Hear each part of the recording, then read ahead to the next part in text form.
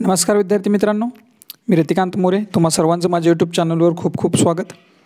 आज आपण 8वी गणित NMMS मधला जो घटक आहे क्षेत्रफळ आणि परिमिती, याचे आपण 4 भाग केले. त्यातला पहिला भाग ज्याच्यामध्ये चौकोन आणि चौकोनाचे जे प्रकार आहेत त्या प्रकारांवर आलेले एकूण 5 प्रश्न भाग 1 मध्ये आपण पाहिलेत. आता भाग 2 बघतोय आपण. भाग 2 मध्ये सुद्धा असे 4 ते 5 प्रश्न तुम्हाला आलेले आहेत आणि हे प्रश्न जे आहेत ते सर्व प्रश्न त्रिकोण या घटकावर अवलंबून आहेत. लक्षात घ्या, याच्यामध्ये आपण जे बघणार आहोत ते कुठले घटक बघणार आहोत तर त्रिकोणाचे घटक या भागामध्ये बघणार आहोत.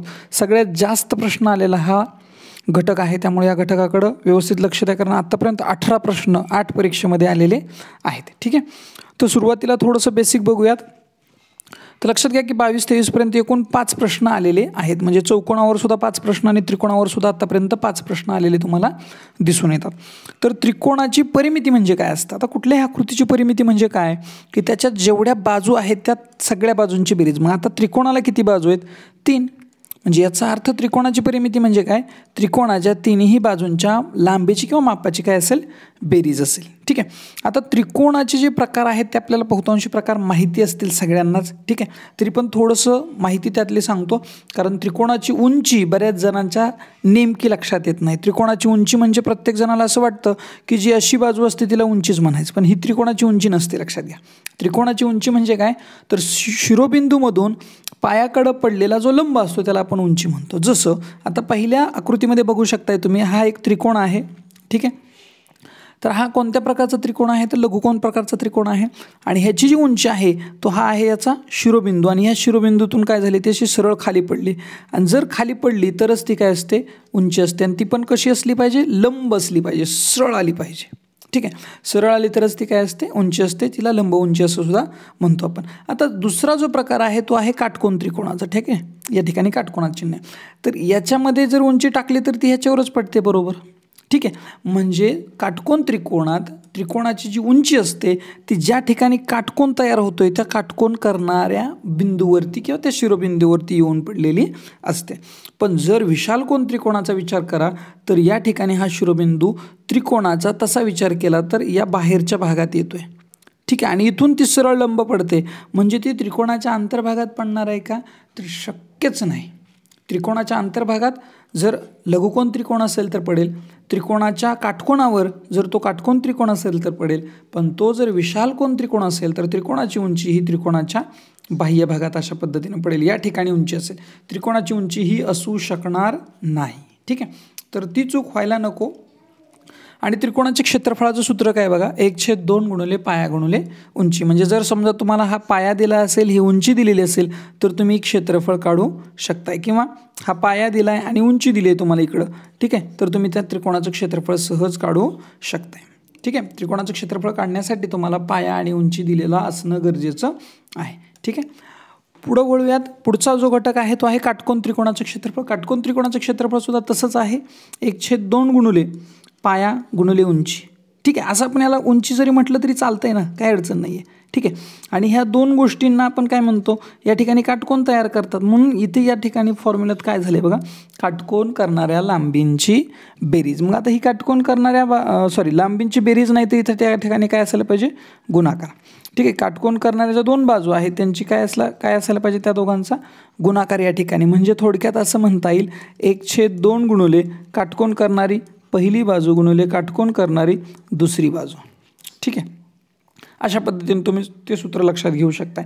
म्हणजे या ठिकाणी हे सगळे जर काटकोन त्रिकोण असतील तर याचं क्षेत्रफळ काढण्यासाठी तुम्हाला काटकोन करणाऱ्या दोन बाजू म्हणजे ही बाजू आणि ही बाजू देणं गरजेचं आहे. ठीक आहे, त्यावेळेस तुम्ही त्याचं क्षेत्रफळ काढू शकताय. ठीक आहे, वळूयात पुढच्या प्रश्नाकडं, पुढच्या कन्सेप्टकडं. जर समजा तुम्हाला त्रिकोणाच्या 3ही बाजू दिलेल्या असतील, ठीक आहे, आणि उंची वगैरे दिलेली नाही, अशा सिच्युएशनमध्ये सुद्धा तुम्हाला त्रिकोणाचं क्षेत्रफळ काढता येतं. समजा आता हाच त्रिकोण तुमच्या डोळ्यासमोर दिसतोय, तुम्ही याला 5 म्हणालात, हा समजा तुमचा 8 आहे आणि हा कन्सिडर करूयात की आपण 7 आहे. ठीक आहे, तर लक्षात घ्या तो 7 असू शकणार नाही, कारण त्रिकोणाच्या कोणत्याही दोन बाजूंची बेरीज ही तिसऱ्या बाजूपेक्षा जास्त असते. जर मी या ठिकाणी 7 घेतला तर 7 आणि 5 किती होईल? 12. म्हणजे हा त्रिकोण काढणं शक्यच नाही आहे. ठीक आहे, त्यामुळे इथं बाजू येताना तुम्हाला 100% कशी येणार आहे तर 8 अधिक 5 किती होतात? 8 आणि 5 13 होतात, तर 13पेक्षा लहान असणार आहे कुठली पण 9. म्हणजे कसं, तर 9 आणि 5 किती होत आहे 14. दोघांची बेरीज ही कुठल्याही तिसऱ्यापेक्षा कशी असली पाहिजे, जास्त असली पाहिजे. हा त्रिकोणाचा एक महत्त्वाचा गुणधर्म आहे. समजा ह्या बाजू तुम्हाला दिलीत आणि तुम्हाला सांगितलं क्षेत्रफळ काढा. आता तुमच्याकडं पाया आहे आकृतीचा, पण तुमच्याकडं उंची नाही. ठीक आहे, पहिल्या सूत्रानुसार तो सोडवता येणार नक्कीच नाही आहे, लक्षात घ्या. ठीक आहे, म्हणजे तुमच्याकडं जर पाया असता उंची असती तर तुम्ही क्षेत्रफळ काढलं असतं. पण या ठिकाणी अशी आकृती आहे की ज्याच्यामध्ये तिन्ही बाजू दिलेल्या आहेत, परंतु पाया जरी दिलेला असला तरी उंची मात्र दिलेली नाही. किंवा हा काटकोन त्रिकोण पण नाही. जर काटकोन त्रिकोण असता तर आपण 1/2 गुणिले काटकोन करणाऱ्या बाजूंचा गुणाकार या पद्धतीने सोडवलं असतं, पण तसंही तुम्हाला इथं दिसत नाही. मग अशा सिच्युएशनमध्ये काय सूत्र वापरायचं, तर हिरोचं सूत्र वापरायचं. हे हिरोचं सूत्र म्हणून ओळखलं जातं. ठीक आहे, तर हिरोच्या सूत्रानुसार काय असतं, तर यस वजा ए, यस वजा बी, यस वजा सी या पद्धतीने, म्हणजे हे सगळं वर्गमुळात लिहायचं. ठीक आहे, आता हे यस म्हणजे काय, तर यस म्हणजे त्या त्रिकोणाची अर्धपरिमिती, ज्याला आपण सेमी पेरिमीटर असं म्हणतो. आता अर्धपरिमिती म्हणजे काय, त्रिकोणाच्या तिन्ही बाजूंची बेरीज करायची या ठिकाणी पहा, आणि त्याला 2 भागायचं. अर्धी झाली परिमिती, त्याला अर्धपरिमिती म्हटलं. ठीक आहे, आपण ज्यावेळेस उदाहरण सोडू त्यावेळेस तुमच्या हे नक्की लक्षात येईल. मग पण त्याआधी महत्त्वाचं आहे हे सूत्र तुमच्या वहीमध्ये असणं. ठीक आहे, आणि तिसरं जे आहे, अजून एक चौथं जे पेज आहे त्याच्यावरती समभुज त्रिकोणाचं क्षेत्रफळ तुम्हाला दिलं आहे, आणि समभुज त्रिकोणाच्या क्षेत्रफळावर गणितं पडलेली आहेत, लक्षात घ्या.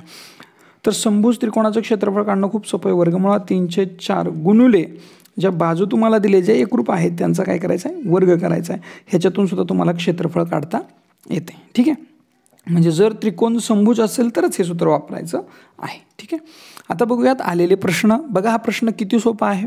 ठीक आहे, आणि लक्षात घ्या या ठिकाणी तुम्हाला प्रश्न जरी समजा त्रिकोणाचे क्षेत्रफळ 1/2 गुणिले पाया गुणिले उंची ह्या सूत्रानं सोडवायचं असेल तरी लक्षात घ्या तुम्हाला येताना इतका सोपा तरी प्रश्न नक्कीच येणार नाही की पाया पण दिला आणि उंची पण दिली, क्षेत्रफळ काढा. अजिबात नाही. तुम्हाला पाया कदाचित दिलेला असेल तर उंची तुम्हाला कशी तरी करून शोधायची, मग ती त्या सूत्रात टाकायची, मग सोडवायचे. अशा प्रकारचे प्रश्न, थोडंसं फिरवणारे प्रश्न तुम्हाला त्या ठिकाणी येणार आहेत. ठीक आहे, सुरुवातीला आपण हा प्रश्न समजून घेऊयात. सोबतच्या आकृतीत दिलेल्या मापावरून त्रिकोण ABCचे क्षेत्रफळ किती. पहा आता ABC ABC हा क्षेत्रफळ, हा त्रिकोण आहे, आणि या त्रिकोणाचं आपल्याला काय काढायचं आहे, क्षेत्रफळ काढायचं आहे. ठीक आहे, आता बघा सुरुवातीला की मापं काय काय दिलेत. ठीक आहे, आपल्याला ह्या त्रिकोणाचं क्षेत्रफळ काढायचं असेल तर त्रिकोणाचं क्षेत्रफळ सूत्र आहे 1/2 गुणिले पाया गुणिले उंची. आपल्याकडे ह्या 2 गोष्टी आहेत का आधी चेक करा. पाया आहे का, तर नाही. उंची आहे का, तर नाही. आणि हे पूर्ण बाजू असती तर समजा हिरोच्या सूत्रानं सोडवता आलं असतं, ते पण नाही आहे. म्हणजे आपल्याकडं पाया पण नाही आणि उंची पण नाही आहे. कारण पाया कोणता आहे त्रिकोणाचा, BC हा पाया आहे, पूर्ण BC. पण पूर्ण BC आहे का आपल्याकडं, नाही. म्हणजे पूर्ण BC आधी काढून घ्यावं लागेल. नंतर AP ही उंची आहे, AP ही उंची पण आपल्याला दिलेली नाही. ठीक आहे, अशा प्रकारचे प्रश्न येतात. पण एक गोष्ट लक्षात आली असेल तुमच्या, की जर तुम्ही त्रिकोण APBचा विचार केला, बघा त्रिकोण APB कुठं आहे, तर हा APBचा जर विचार तुम्ही केला थोडा वेळ, तर APBमध्ये कोण P हा काटकोण आहे. ठीक आहे, म्हणजे पायथागोरस प्रमेयानुसार तुम्हाला APची लांबी काढता येते. AP किती आहे ते तुम्हाला 100% काढता येईल. मग पायथागोरस प्रमेय काय सांगतं, कर्णाचा वर्ग. कर्ण कोण आहे, AB. ABचा वर्ग बरोबर कोणाचा, तर APचा वर्ग अधिक काय येणार आहे पहा, PBचा वर्ग. ठीक आहे, आता AB किती आहे, AB आहे 13, 13चा वर्ग बरोबर AP किती आहे, AP आपल्याला काढायचं आहे, म्हणून AP वर्गाला AP वर्ग जशाच तसा अधिक PB जो आहे 5, 5चा वर्ग. आता वर्ग करून घेऊयात. 13चा 169 बरोबर AP वर्गाला AP वर्ग जशाच तसा अधिक 25. आता पुढच्या स्टेपला ह्या 25ला आपल्याला इकडे घेऊन यावं लागेल. ठीक आहे, या ठिकाणी म्हणजे ते वजा होईल, आणि 169मधून 25 वजा झालं की तुमचं उत्तर येतं 144. 144 बरोबर AP वर्ग. पण AP किती येणार, तर 144चं वर्गमूळ, म्हणजे तुमचा AP निघून जातो 12. म्हणजे तुम्हाला एवढा वेळ घालवून फक्त काय मिळालं आहे, तर त्रिकोणाची उंची मिळाली. त्रिकोणाची काय मिळाली, उंची. आता तुमच्याकडे त्रिकोणाचा पाया असणं गरजेचं आहे. आता पाया कसा काढायचा, तसं तर BC काढण्यासाठी आपल्याकडं PB आहे ऑलरेडी, फक्त PC आपल्याला काढायचा आहे. मग आता PC सुद्धा पुन्हा पायथागोरस प्रमेयानुसारच निघणार आहे, लक्षात घ्या. तो कसा, तर या ठिकाणी APCचा विचार करा. APC हा त्रिकोण, हा सुद्धा काटकोन त्रिकोण आहे. ह्याच्यात सुद्धा पायथागोरस प्रमेय वापरावं लागेल. कर्णवर्ग म्हणजे कोणाचा वर्ग, 20चा वर्ग बरोबर, कारण कर्ण म्हणजे कोणती बाजू, काटकोनाच्या समोरच्या बाजूला आपण काय म्हणत असतो, कर्ण म्हणत असतो. म्हणून या ठिकाणी हा काटकोन आहे P, ठीक आहे, आणि याची ही समोरची बाजू ती झाली कर्ण. आणि मग कर्णाचा वर्ग 20चा वर्ग बरोबर AP वर्ग. आता AP दिलेली आहे आपल्याला अधिक, आता AP वर्ग दिला आहे म्हटल्यावर मी AP वर्ग मांडून घेतो डायरेक्टली, ठीक आहे.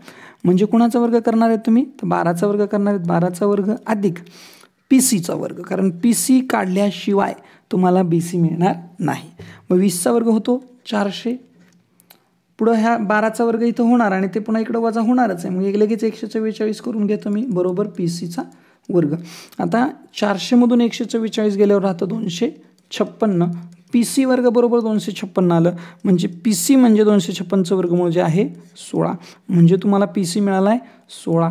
आता तुमच्याकडं त्या त्रिकोणाचा पाया आणि उंची दोन्हीही गोष्टी आहेत.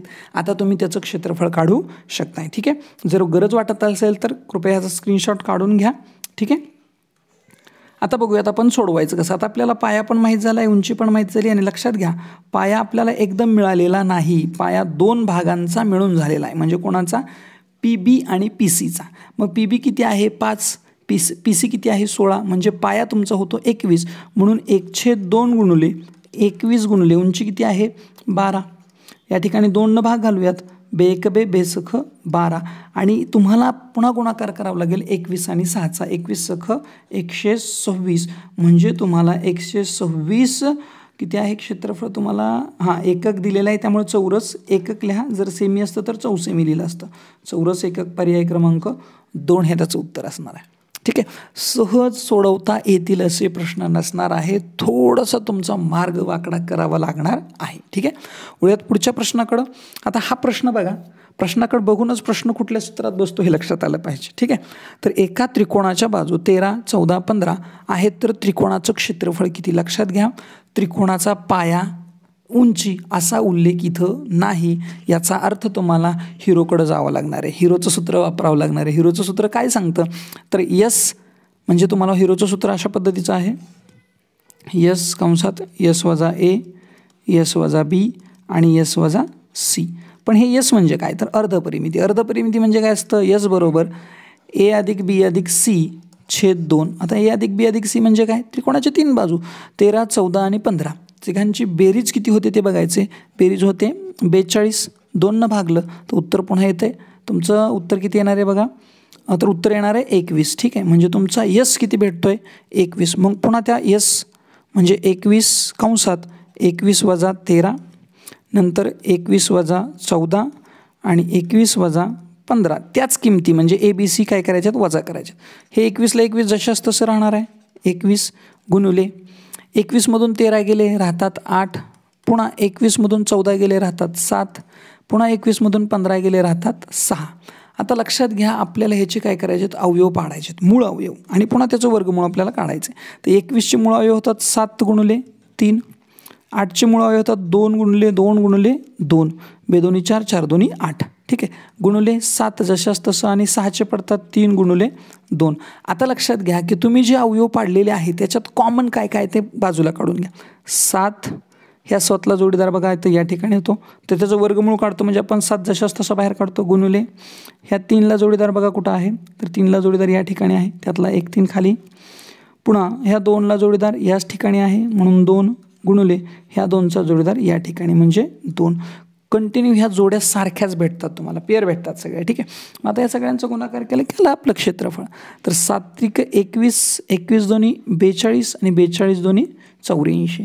तर 84 एकक किंवा सेमी असेल तर चौसेमी असं तुमचं उत्तर असणार आहे, ठीक आहे. मग 84 चौसेमी पर्याय क्रमांक बघा 3 आहे, ठीक आहे. तर अशा पद्धतीनं हा प्रश्न तुम्ही सोडवू शकताय. आणि अर्धपरिमितीवर प्रश्न आलेले आहेत खूप वेळा, ठीक आहे. त्याच्यामुळं लक्षात ठेवा की आपल्याला यस काढावा लागतो त्याच्यात. आता पुढचा प्रश्न कसा आहे बघा, 10 सेमी बाजू असणाऱ्या समभुज त्रिकोणाचे क्षेत्रफळ किती.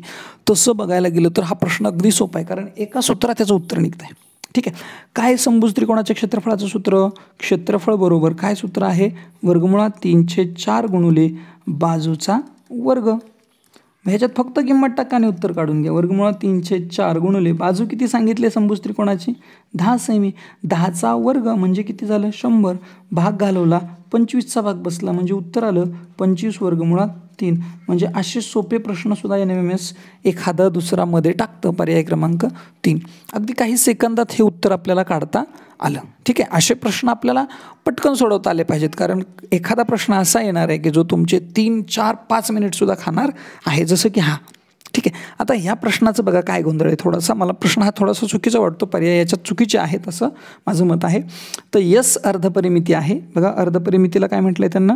यस अर्धपरिमिती यस म्हटलं आहे. आणि जी बाजू आहे त्या बाजूला काय म्हटलं आहे त्यांना? यम म्हटलं आहे. आणि त्रिकोण कुठल्या प्रकारचा आहे? तर तो आहे समभुज. मग समभुज त्रिकोणाचं क्षेत्रफळ आपल्याला माहिती आहे काय आहे? वर्गमुळात 3/4 गुणिले बाजूचा वर्ग. बाजू म्हणजे कोण? यम. यमचा वर्ग. हा पर्याय असायला पाहिजे होता, पण या ठिकाणी तसा पर्याय दिसत नाही. तर यसचा वर्ग केलेला आहे. इकडं छेदस्थानी 2 आहे, इकडं 16 आहे आणि इकडं वर्गमुळातच 3 छेदस्थानी घेतले. म्हणजे माझं असं मत आहे की हा प्रश्न 100% चुकीच्या पर्यायाचा आहे. ठीक आहे, वळूयात पुढच्या प्रश्नाकडं. पुढचा प्रश्न बघा, एका त्रिकोणाचे क्षेत्रफळ. आता त्रिकोणाचं क्षेत्रफळ दिलं आहे, हे त्याच्या पायाच्या 12 पट आहे. म्हणजे लक्षात घ्या, पाया जेवढा असेल त्याच्या 12 पट काय आहे? क्षेत्रफळ आहे. मग उत्तर ह्याचं आपण किती फास्ट आणि किती पटकन काढू शकतो? आता लक्षात घ्या की त्रिकोणाची उंची म्हणजे कुठल्या सूत्रात बसत आहे? क्षेत्रफळ दिलं आहे, पायाचं सांगितलं आहे, काही ना काही क्लू दिलं आहे आणि उंचीचा उच्चार याच्यात केलेला आहे. म्हणजे 100% 1/2 गुणिले पाया गुणिले उंची. क्षेत्रफळाचं सूत्र मी इथं लिहितोय सुरुवातीला. क्षेत्रफळ बरोबर 1/2 गुणिले पाया गुणिले उंची. ठीक आहे, हे सुरुवातीला आपण या ठिकाणी मांडून घेतलं. आता लक्षात घ्या, क्षेत्रफळ तुम्हाला दिले किती आहे? 84 आणि हे 84 पायाच्या 7 पट आहे. ठीक आहे, पायाच्या 12 पट आहे, पायाच्या 12 पट. म्हणजे हे जे 84 आहे ते कुणाच्या 12 पट आहे? हे काढायचं असेल तर 12 भागा, उत्तर कळून जाईल. 12 84 म्हणजे याचा पाया 7 आहे. ठीक आहे, त्याच्या 12 पट आहे, तर उंची किती? संपला प्रश्न. प्रश्न समजून घेण्यातच वेळ घालवायचा आहे, सोडवायला वेळ लागणार नाही. पुढची स्टेप काय असणार आहे? हे 7 इकडं गुणाकारात जाणार का भागाकारात? तर या ठिकाणी गुणाकारात आहे म्हणजे इकडं भागाकारात जाणार. 2 भागाकारात आहे म्हणजे गुणाकारात. म्हणजे स्टेप अशी असेल 84 गुणिले 2 भागिले 7 बरोबर उंची.